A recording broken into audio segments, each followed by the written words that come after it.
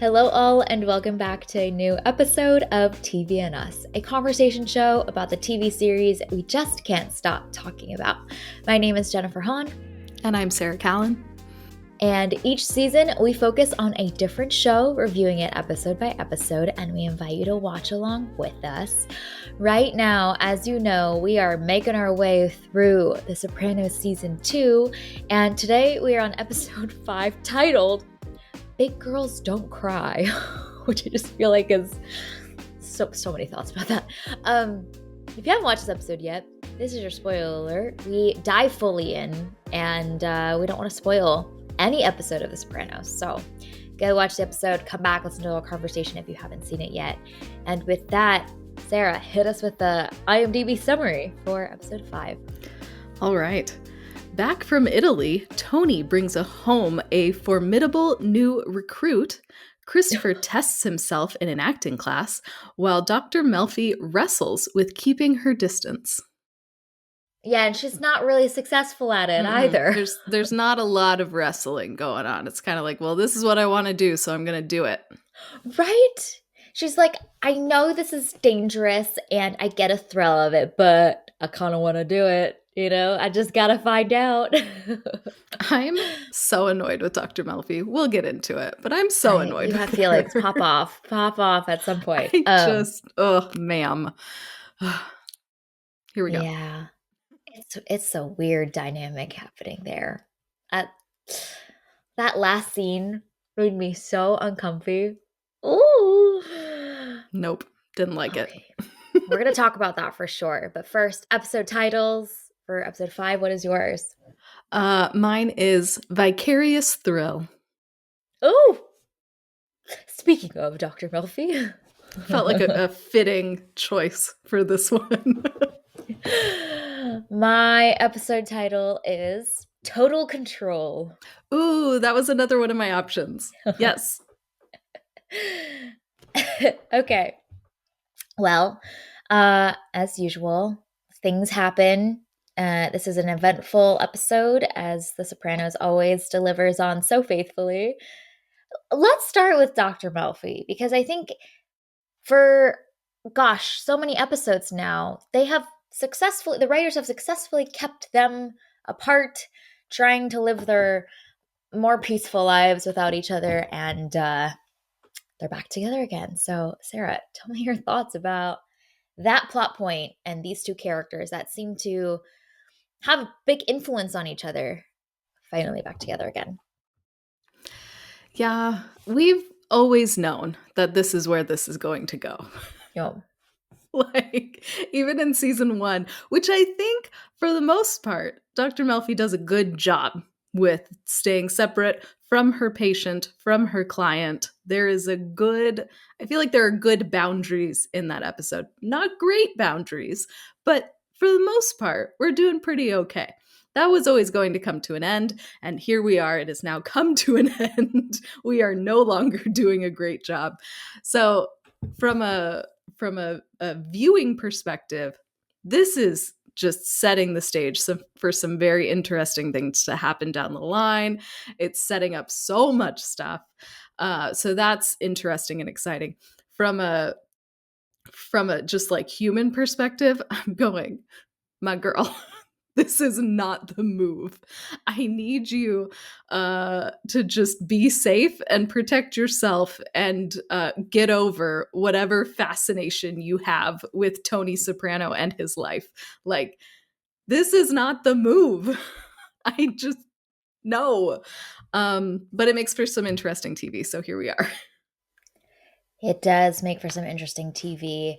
The thing that's interesting about the Dr. Melfi storyline is that she is fascinated by Tony Soprano just the same way that we as the audience are also fascinated by Tony Soprano. And so I think that's an interesting aspect of like everything that we see and understand in how Tony lives his life, the emotional intelligence, the charisma, the traumas, the temper tantrums, like it's all interesting to us. That's why we're here for more. And similarly, she can't get enough either. And obviously there's a lot of other things mixed into that. But I think that that base distilled down feeling of, gosh, what an intriguing human. And I just need to lean in a little bit more. In a lot of ways, Dr. Melfi is so much like us as well, which I think is an interesting aspect of our relationship to her and watching her do this thing that we know is not good for her. And yet here we are sitting on our couches watching Tony Soprano self-destruct, but sometimes make progress, and we root for him and we feel this like warmth and camaraderie with him in a weird way that she does too, and feels like protective of him. Well, and I appreciate that in the therapist sessions, they bring up, why people go on roller coasters, why people watch horror movies, why people watch The Sopranos. Yeah. We want that thrill, but we're doing it in a low stakes for us situation. We get all of the benefit of experiencing this really exciting story without any of the potential dangers. And so Mhm. I appreciate that Dr. Melfi is so much like us, and yet we are not going out and, befriending a mob boss so that we can have this thrill. Oh, it's so strange. The interesting things that I think are also mixed into the relationship from the beginning, but I think is highlighted more in this episode, is this like nurturing nurture Mhm. relationship that is really twisted. But she has a line that he's just like a little boy Yeah. sometimes, and I think that's an interesting dynamic that we've seen from Tony's perspective for most of season one, is in that like he finds comfort and tenderness and space for him to be held by her, and has a complicated relationship with his mother, and so he's seeking that in these places. But we're seeing too that it's mutual in the other direction as well, where she feels this like maternal protectiveness over him, and also this complicated like romantic relationship mixed in there as well too. And so her defiant no to her therapist when asked if she has any feelings towards Tony, followed by her immediately storming out, I think is like the answer that we need to know. And so it's fascinating to see the way that they both are serving these strange fantasies, emotional needs for each other that are being unmet in every other area of their life. And we will Yikes. see what happens, because that is a recipe for disaster. Oh, So, it's woo! not good. And interested to see when that other shoe drops and everything goes terribly wrong, because it's going to. Yeah, I'm terrified. I do not look forward to that, but it is where we are heading towards with increased velocity. So, alas. It's true. Uh, Other big things that happened in this episode. What are some things that stood out to you? I mean, we got to talk about your guy, Christopher. Yes, yes, he is continuing to devolve as expected. He has now given up on the one area he had hopes and dreams. So that's never good to see the people that we care about like disengage with the things that have brought them joy previously. Not good signs, not good signs. I do think that um, there's a lot that gets unleashed within him by going to these acting classes. He's always been an incredibly emotional character, as we've seen for many episodes of the show. But we get to learn a little bit more about his family life and some of the childhood traumas. Love that the women in the world of Sopranos are reading all of the men to filth. So, like, when Adriana's just like, I think that maybe it's because you lost your father and you're still upset about it. Like, I'm like, and he's like, no, what do you mean? I think that is such an valuable insight into understanding why he is the way he is, why he feels this like constant need to prove himself to everyone, and also why there's such a deep connection that he seems to have with Tony, who I'm assuming is been a father figure to him for all of these years. So yeah, I just think there's so many more strands of what makes Christopher who he is and what his emotional needs are from this episode.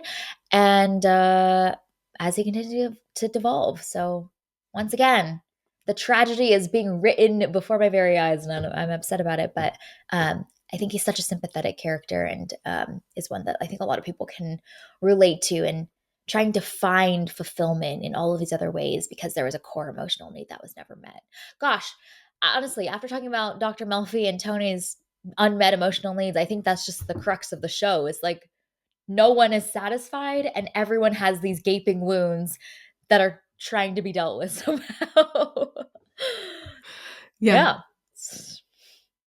Yep. pretty much. Nailed it. You nailed the whole show with just that. It's like every story ever. Yes. Right. But yeah. What are The your thoughts about what they're doing with Christopher's character? Yeah, the thing that I found interesting with Christopher in this episode is we first see him in this like enforcer mode as he's Mm, trying to collect money. And then at the end of the episode, we see how the new guy on the crew, Furio, handles that. And it's very, very different. And yeah. so I find that interesting that Christopher has had this role within the crew thus far. And he's made mistakes, but Tony has been trying to find Christopher's place. You know, Yeah. he's collected, he's doing the Venture. stock Yeah. stuff. So like there's these different roles that I feel like it's when like you're a manager and you have somebody on your team that doesn't quite fit the role, but you really believe in them. So you're trying to like give them different projects to see what really makes them tick. Like I almost feel like Oh, that's what Tony is yeah. doing with Christopher. And I love that he doesn't seem to find his place. And then he goes to this acting class and he fits in really well. And he's really good at it too. And he seems to be thriving until he is triggered. And so I Yeah. just, I appreciate everything that's going on with Christopher because we do find out more about his backstory.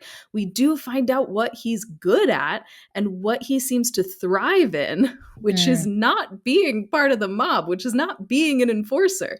And so I think that's really interesting seeing this different part of Christopher who is applying himself and is trying and is willing to open up and be vulnerable in all of these things that we haven't seen up until now. And then he is triggered and it all goes to hell. So mhm, I find that really interesting, especially against the backdrop of what we saw in the previous episode, where he just neglected all of his duties just so mm. that he could give into his addiction. And then in this episode, we see him really applying himself and trying. So I'm just curious to see where they go next with him because this is such a different side of Christopher than we've seen so far. Yeah, it really is. And he's able to tap into his emotions so powerfully. It's quite incredible. There's his ability to have drawn out those things so quickly and with such seeming ease is quite impressive. It means that those feelings are like so at the surface for him, you know. But it's also notable how much he feels embarrassed too as he's trying this acting thing out. Even when he's rehearsing with Adriana, he constantly is feeling the humiliation and the shame of like expressing anything that isn't this version, this, you know, like media created version of what a mob man is that he desperately wants to be, but ultimately probably is feeling the gap between who he actually is and what that version of him that he wants to be is. And so he's constantly getting triggered in small ways until he finally gets triggered in that really violent, dramatic way at the end of the episode. But like even leading up until that too, he's constantly like showing a little bit of vulnerability, a little bit of emotion, and then feels sensitive about Adriana making a face or her laughing a little bit, and he flips out. And so there's this constant like shame spiral that is happening with him that I think is essential to understanding his character. Ugh, buddy, we believe in you. Me too. He's trying. That's the He's thing. Like trying. episode after episode, he's trying. He's faithfully trying to do his job as much as he can. He goes to the improv class. Like, gosh, he's really trying. Mm-hmm. But the show has other things for him, I think. Yes. Yes, Yeah. probably not great things. But we No, will see. We are we along will for this journey. see. Yep. Yep. Some other big things that happen in this episode are that Tony does a reordering, a restructuring of the hierarchy, and Salvatore has some feelings about it. Tell me your thoughts about that sequence. I loved that conversation between Salvatore and his handler and how hung up they both are on honor. And, Salvatore talking about like devoting so many years to Tony, being so loyal for so long, and now he's cut out and he's so upset about it and is talking about honor and the importance of honor in their world. And I'm like, buddy, you're a Hello. rat. Like, how can you be talking about honor, my dude? So I thought that was so funny, and also just such an interesting insight into Mm, Salvatore and how he's processing this. And I'm curious to see how the show will continue to unpack that. We talked about in the last episode how he is betraying Tony, but he's also not telling his handler the full yeah. truth. And so he seems to be trying to like choose this middle option somehow. And so we see that's maybe less out of a sense of like self-protection, and maybe even more out of a sense of honor, and how much he values honor and doesn't see this maybe as the betrayal that it is, or doesn't see it Mm, as the betrayal that Tony will see it as. um, yeah. but there's something in Salvatore that thinks that what he's doing is honorable. Maybe, I don't know, it was so wild to me that he is in this position and he's so upset that he is not being honored as part of this crew, uh, when he shouldn't be, based on his Yeah. actions. So I think that that's going to be a really interesting thread that this show continues to pull. And then just seeing the relationship between him and his handler. He's asking his handler questions about, his job and his coworkers Mm, and what they're doing. So this is a much deeper connection and relationship than maybe we initially thought. And I mean, obviously, yeah. this has been going on for a while, but kind of seeing the depth and the closeness of that relationship as Salvatore is being pushed out by Tony and the crew, I think is also interesting. Yeah. Yeah. There's so many interesting questions I think that are raised from that sequence. And to your point, like one of them is this mismatch between the truth that we know about what Salvatore's doing and the actions that he's taking and the narrative he's told himself. He reminds me of when you see others or when you do it yourself, like try to believe a narrative to like rid yourself of guilt or responsibility because you know you're probably doing something that you shouldn't be doing and it's uncomfortable and so you're just trying to convince yourself with as much conviction as you can that something else is true or the reason why you're doing it even though like deep down you know that that's not true, and there feels like a lot of overcompensation from him.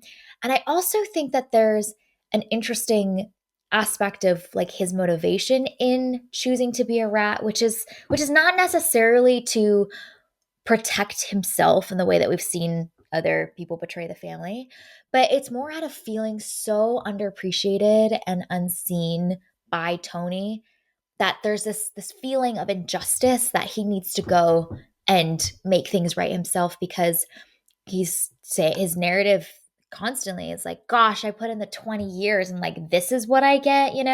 And it just reminds me of like, when coworkers or friends leave jobs, they're just like, man, I put so much time into that. And like none of it mattered. And that feeling of like being unappreciated, I think is, and that the anger and the bitterness that comes from that, I feel like is just being like read across his entire face too. And it seems like Skip also feels similarly as well. But um it's an interestingly different motivation from he got caught and he needs to like protect himself. Maybe that will be part of it that will come to fruition later. But yeah, there's a lot more. It's like emotionally driven than it is like logically and mentally driven for him. The other interesting aspect is with the new order of things, what does Tony actually know? We've not actually seen Tony's thoughts and commentary about the Salvatore situation. And so it's just notable to me that like Tony's protecting his two guys that he's seen to prove to be loyal. And Salvatore's a little bit on the distance.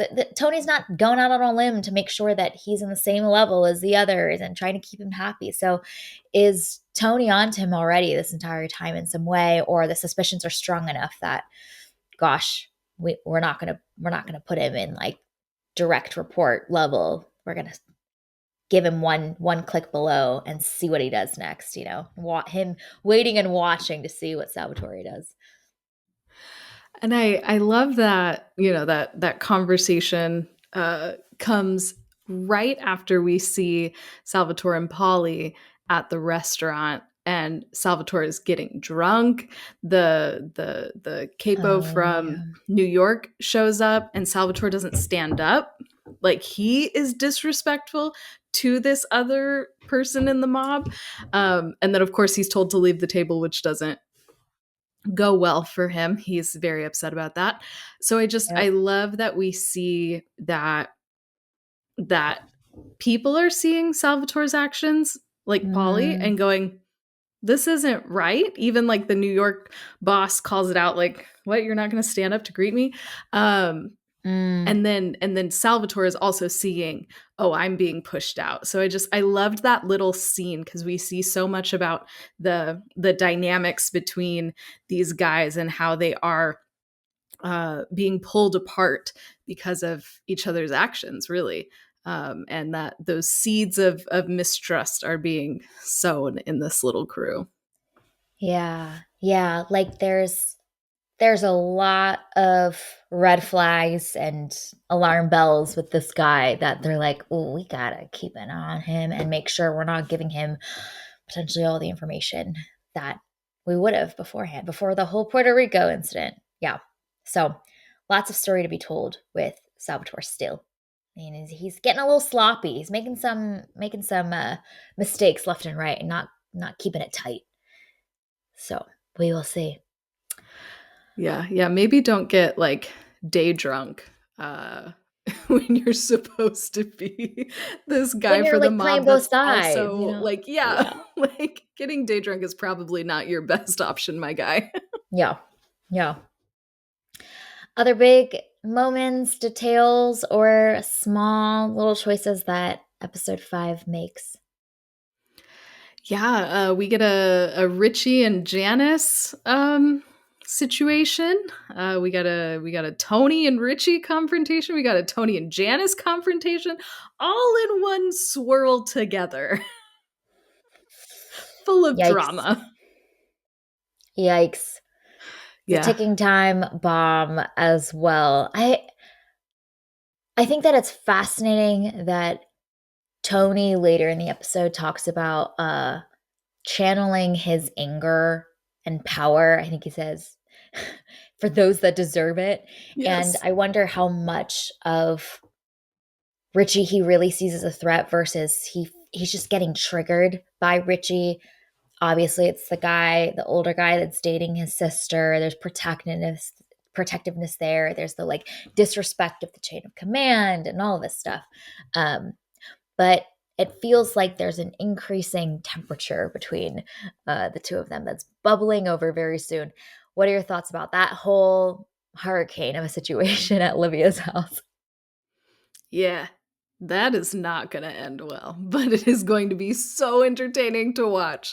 But I appreciate the way that The Sopranos keeps faking us out, and I it's done so well, cuz um we get the Richie and Beansy situation that happened in episode 3. In episode 4, we don't see Richie at all. So it's Mhm. like, okay, episode 5, Tony's gonna have to handle this. You can't let Richie just keep going about his business when he just did this to one of his top earners. Like, Tony's gonna have to confront him. And so then Richie opens the door and it's like, okay, here we go. We're gonna have a business confrontation Yeah. because he just happens to be here. And that is not at all what happens. And Nope. so I find that really fascinating, the way that The Sopranos is setting these situations up that we think are going to go one way and then they go the other. Mm-hmm. And this feud between Tony and Janice over their mom's house has been going on the entire season. And so I love that they continue to pull that thread and leave this other Tony and Richie confrontation about business that we know has to happen at some point in time. We leave that for another day. So that's just this like looming threat that we know is going to happen. We know a confrontation is coming. We just don't know when. And I think that that just increases the tension and the stakes just so brilliantly. Especially when we know that Richie and Junior are scheming together and trying to take Tony out as well. And so every moment that passes feels like plans are being hatched, schemes are being discussed, but we don't get to know them yet until, oh my God, episode 6, 7, 8, whatever it is. And so that's exciting to us too, because we know that they're not idle, we just don't get to see it, but we remember everything that happens. And so, yeah, it really feels like The Sopranos is like an incredible display of delayed gratification and does not feel the urgency or need to immediately satisfy the setups that they have already created and pay it off immediately. It trusts that we're remembering everything. We're keeping track of everything people have said, where their loyalties are, what schemes they're hatching up, how they're feeling. And we're kind of like keeping all those levels in our minds and knowing when, gosh, it's been a minute. What are Junior and Richie doing every year? They've been a little quiet. And that creates tension, is that we don't get to know, but we get to wonder, and later we'll be satisfied to see what happens next. Yeah, so good. The other thing that I really appreciated about this episode is Tony trying to find a replacement therapist in Hesh. Uh, Yeah. I loved those scenes, and my favorite part of those is that Tony will start speaking, and then Hesh starts in on a different story. But Tony isn't listening because he wants a therapist. And then Hesh just keeps going with his story too. And I love that that happens twice. That happens in each of their conversations. And I loved those little moments where I read it as Hesh knows what Tony is doing and Hesh doesn't want to be a therapist. And Yep. so this is his way to be like, hey, that's his subtle way of interrupting and being like, I'm not your therapist. I'm happy to listen to you, but you need to listen to me too. So I loved that dynamic. I thought that that was so fun and funny. And it serves the dual purpose of learning that Tony's dad also suffered from anxiety attacks as well. So this isn't some, like abnormal thing, Yeah. you know, but it's something that his dad suffered from and Tony had no idea. And his dad was able to, run the crew and do all of the things. So I love that little insight into Tony's family and a little bit of his medical history too. Which makes the moments where Tony's having his temper tantrums and AJ is kind of frozen in the kitchen feel really even more weighty, because my gosh, what is that doing to the little tiny brain of this young child that is being shaped by seeing these unpredictable outbursts of violence? And gosh, doesn't that sound familiar with what Tony's mother would do at home? And yeah, and then just like from a genetic family line, just the propensity towards that anxiety or the panic attacks and all of that. So you see AJ like kind of feeling really unsettled, and Carmela's trying to get him out and go to your room. But gosh, the moment's happened already, and like that's gonna affect little baby AJ. All right, well, let's give out some TVNS awards. So the first category is most family oriented. What is your choice for this one? I want to give it to our guy Arthur for taking one for the family and letting Furio come and work in his restaurant. Nice, nice. Yes. What a kind soul. Uh, I think, yeah, he's just voluntold. Right? Do me a Um, favor. yeah. Do me a favor. This is your command. Yes. My choice for most family oriented is Furio's diligence, shall we call it, at the tanning salon. He He's understood the assignment. so good. I was like, oh my gosh, you're really good at your job, which is absolutely terrifying. No wonder Tony was like, yo, I want that guy. I get it now. Annalisa, I want that one. Please, thank you. Yeah, well done. Mm-hmm. Most explosive moment. What is your choice for this one? Okay, I want to give this to Carmela for slamming the door in Junior's face. Yes, that was my choice as Ooh, well. yes. I was so satisfied. I just basked in that for a moment. And she looks so unimpressed and unfazed afterwards and just pissed. And it's so satisfying. Carmela's taken no shits from anybody anymore. No. And I'm so ready to see her just stick it to everyone. Oh, Yeah. so good. And it's the thing is, we don't see her much throughout the rest of the episode. That's her big low moment. And I'm like, okay, The Sopranos, you can give me what I want now. I'm ready. Okay, can I give my shout out for my second choice of explosive moment, Sure.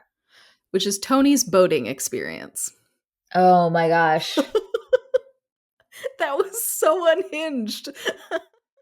Poor girl. You always ruin everything. With their little pool floaties as they're walking down the pier. So good. I mean, notably also no Livia in this episode. I'm so sad. Is she okay? How's our girl doing? We'll find out I in would episode like 6. to know. She Right? is my girl. It's so Yeah. hard to pick a double meaning dialogue in an episode that isn't Livia. No Livia. Yes. Okay, double meaning dialogue. What is your choice for this one? Okay. I am going to pick. I have two that I'm debating between. I'm going to pick it when Dr. Melfi says, Anthony, what is it you want to achieve here? I'm like, ma'am, is he the one that wants to achieve something here? Or is that Well, you?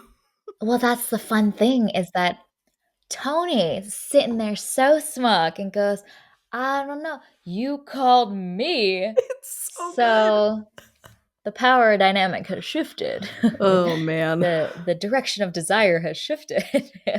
And he knows it too. Oh, Mm-hmm.